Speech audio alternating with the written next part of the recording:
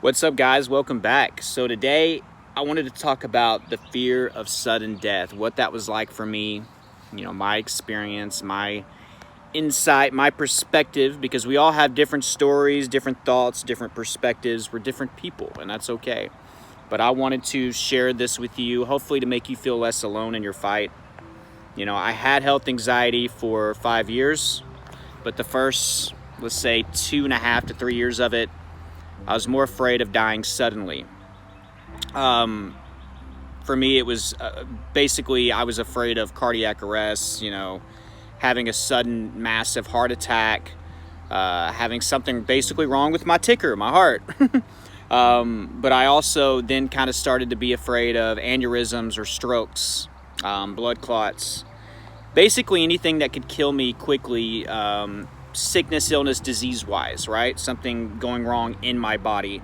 I wasn't super afraid of like car accidents or something like that, right? Which was more likely to happen to me at that age of 19, 20 when this started than a heart attack, right?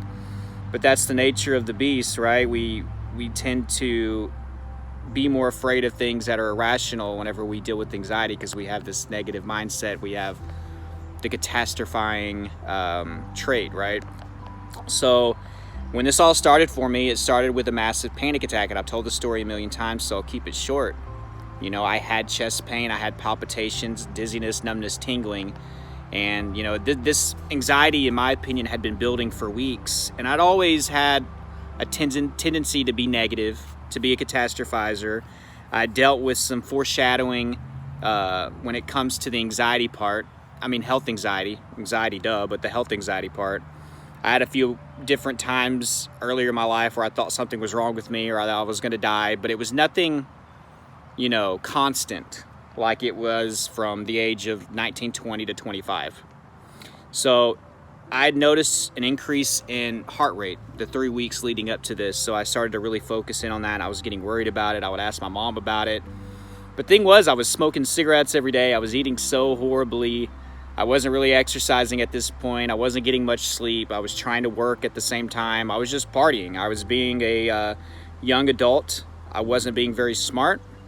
I had wasted a lot of my potential going from being, the most likely to succeed at high school and, being in the top 10% and having all these scholarships, music and academic to go to college. I dropped out and I turned to numbing my emotions with alcohol. So I started hanging out with the wrong crowd, and this had been building for months. But then it just took a moment of dehydration and noticing my palpitations to set me off this particular night. I had drank too much for the 2 days prior, and I think the dehydration really did this to me. So had that, palpitations, chest pain, every symptom you can imagine. I jump on Google. Even though I felt like I was dying, I was able to type in my symptoms, and I saw that it said heart attack. And since I had been a negative thinker for so long, since I had a history of catastrophizing, and since obviously my anxiety had gotten so bad to where I was experiencing these symptoms, I believed with everything in my body, in my mind, in my soul, that I was having a heart attack at the age of 19. Can you believe that? Even though I was smoking and eating bad, wasn't really working out, I still had the tiniest chance to have a heart attack at my age. I wasn't overweight, my risk of having a heart attack was 0.0 something. It was just ridiculously low, but I believed it within with every part of me. And that fear got embedded so freaking deep into my subconscious, guys, that I focused on that and feared that for the next 2 to 3 years before I started to fear cancer and stuff. Diseases that took longer to kill you, basically. So, sorry about the sun, guys. I'm going to move a little bit. But in that moment, I believed with everything that I was having a heart attack, basically. So after that, anytime I would get chest pain or experience any symptom like numbness or tingling, anything that was associated with a heart problem, I thought I was going to die within a few seconds. And I think something else that really drove this fear home was the fact that I did a crazy amount of Googling I read so many horrific stories in the week after I had my first panic attack, you know, because I'm trying to get all the information to make sure that this is anxiety, or to make sure that, you know, I'm not getting misdiagnosed or anything like that. So I'm watching all these videos of people having sudden death. I'm seeing soccer players fall out. A lot of you have seen that. I've coached quite a few people that have told me their fear of this heart issue happened when they saw these amazing athletes just out of nowhere having cardiac arrests, right? Or dying on the field. And guys, that scared the crap out of me. These people are in better shape than I was, you know, and they're running all over the place and they're just falling out. We've heard about basketball players, this happening to them. I saw videos of bus drivers just having heart attacks while they're driving.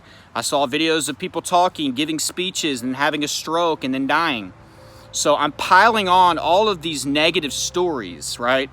And articles and videos on top of an already traumatized subconscious that just went through a 6-hour panic attack, an episode where I thought I was dying, right? So I embedded and I solidified this fear that was going to basically attempt to run my life for the next 2.5 to 3 years. And when it did run my life. So this went on. I went to get testing. You know, you guys have heard the story, but I got reassurance from doctors that only lasted for a little bit. My symptoms would come back. Then I thought I was being misdiagnosed. But I started to avoid things that I thought would bring on the chest pain or bring on the possibility of sudden death.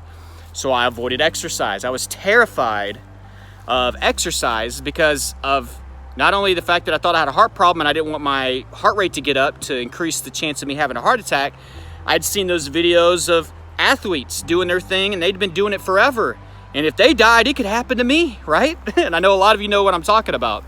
I was afraid to do things like yard work. I could make a whole video about mowing and picking up sticks and, you know, weed eating and just basic yard work, right? Trimming the hedges, because that would get my heart rate up, and I thought I was going to die during that. The sudden death thing, I was afraid of dying in public, you know? I had this fear of being humiliated, or, you know, it just seemed like an embarrassing way to go. I'm just walking and I'm around people and all of a sudden I fall down, I'm dead. So that terrified me.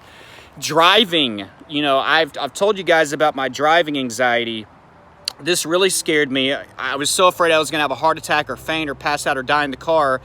And then either the people that did the autopsy or the people that, you know what I mean? Like, I was afraid that nobody was gonna understand that I had something wrong with my heart, and they were gonna think that I was either suicidal or I was a crappy driver.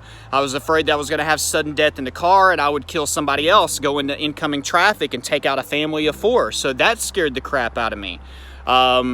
So it affected me in every single way, you know? Just imagine all throughout the day, you're afraid that at any moment you can die. It's scary. And the heart stuff lasted for like 2.5 years. I got past that. And then I went through this like mini health anxiety episode, or whatever you want to call it, or time period, where I was afraid of strokes. I was afraid of aneurysms, major blood clots in other areas of the body. Basically, I was afraid of something that could kill you suddenly, right? Which is very ironic, because I think the older I've gotten, that's kind of how I would prefer to go. But I think the fact that I was so young and I hadn't lived a lot of my life and there were so many things that I wanted to experience, I think it made it even more terrifying. What was going through my mind at the time, guys, was, you know, if I were to get cancer or something, at least I could fight it. I'm young, you know, the chances of me being able to beat that are decent, right? Pretty decent. Lifestyle changes, chemo, whatever, you know, whatever approach I was going to take.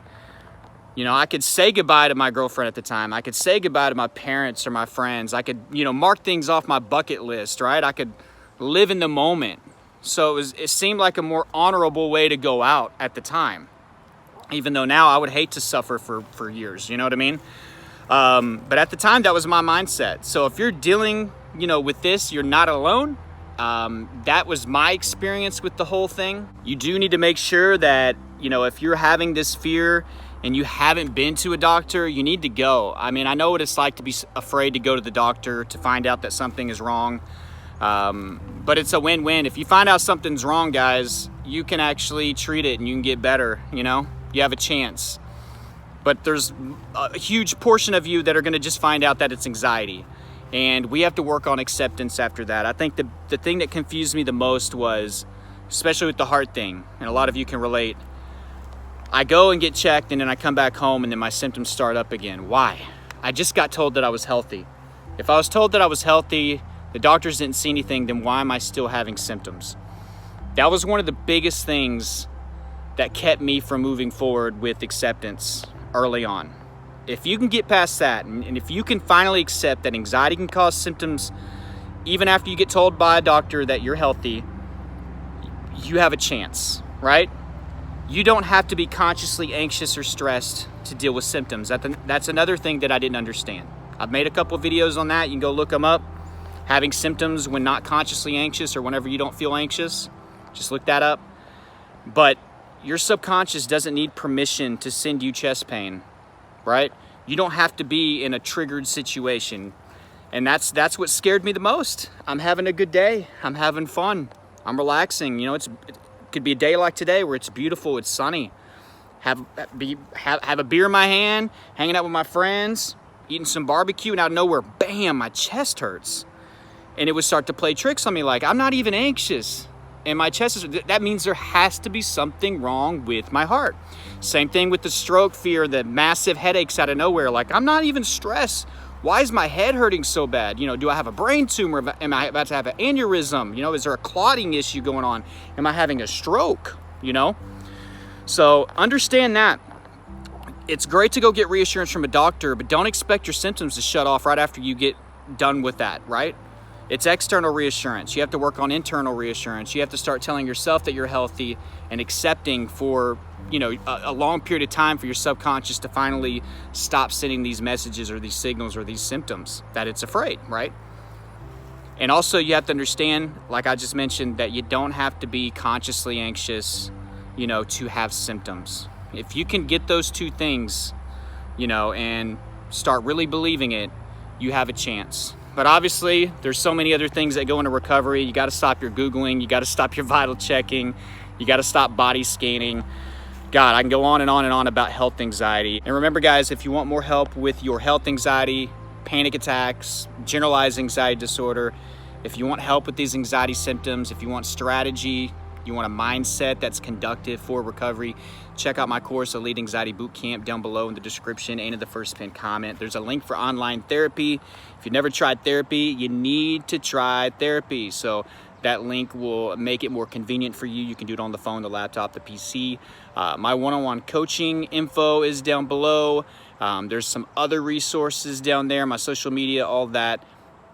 Please like this video if you got some value, even if it only made you feel less alone. That's an important part of recovery. Honestly, you have to understand that you're not alone in this fight. It makes it a lot easier. And also, guys, please subscribe. If you have subscribed, hit the bell so you get updated when I put these videos out. But until next time, guys, keep on fighting. I love you all.